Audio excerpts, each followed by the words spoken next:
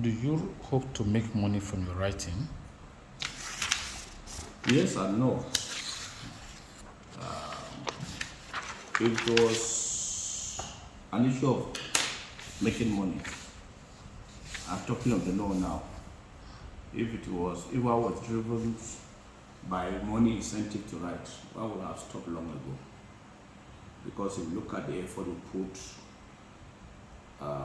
into writing and what comes out, particularly in a non-reading society like ours, then of course you won't write. So really, the money incentive is very, very low in my writing. But of course, it's natural, and that is the years now, that one would like to make some money out of it. And even when that happens, it's not so much about the money, but it's so much about the satisfaction that at least your works are worth buying and they are worth being read. So by and large, that is why I write. I write from passion, and at the beginning of it, actually, I didn't even know that one would go this far. But as you write and encouraging words keep coming from the reading public that your works are great, then you find reason to continue to write. So, sir, who is your best writer? Here in Nigeria, Chinua Achebe. Well, I would say in the context of Africa, Chinua Achebe, Ferdinand Oyono, to a lesser degree, Elechi Amadi. And their style very, very simple, dealing with African themes in a very simple, down-to-earth manner. They are not bombastic, fustian, over-involved. They work on your emotions. They are great guys.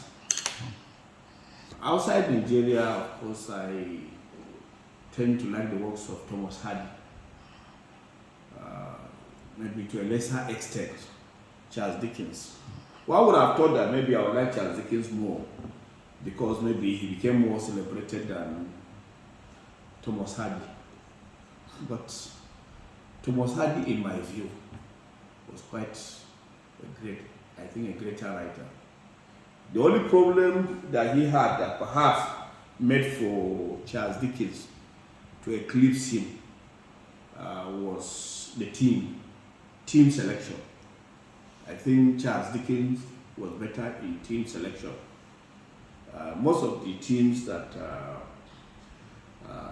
Thomas Hardy wrote on, they were teams that didn't enjoy that global or international interest. Where in the case of Charles Dickens, there were teams that enjoyed international interest. But that's the point in writing. Team selection is very, very critical to what subsequently a writer becomes.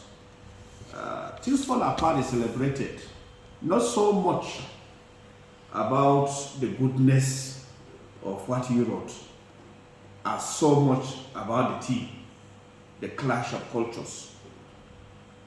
Elechi Amadi could have been quite a great guy. Sylvia Request could have been quite great, but the teams were not teams that enjoy international or global interest.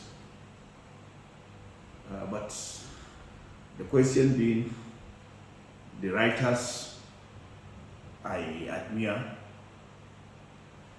here in Africa, these three, and then out there, Thomas Hardy and Charles Dickens. So, sir, how can you be writing in a society that is not reading? Well, that seems to be my misfortune, and the misfortune of so many people out there. But I do believe that maybe with time, when people come to realize that they are missing something by not reading, maybe the reading culture will begin to bounce back. Having said that, I write first of all to entertain myself, frankly speaking. If it were an issue of people reading my works, I would have long stopped. I find happiness reading my own works. The Mad Professor, for example, is one book that you'll find me on my own reading time and time again. And I find engaging with that book more interesting than actually engaging with human persons. Because the quality of ideas thrown up by the book is far, far more than what you can ever get meeting a human person to discuss with. It's my character, the best character I've ever created. It's a character that I, the author, envy because of his standing. So we write for these reasons, not necessarily because we think anybody will read, because very few people will.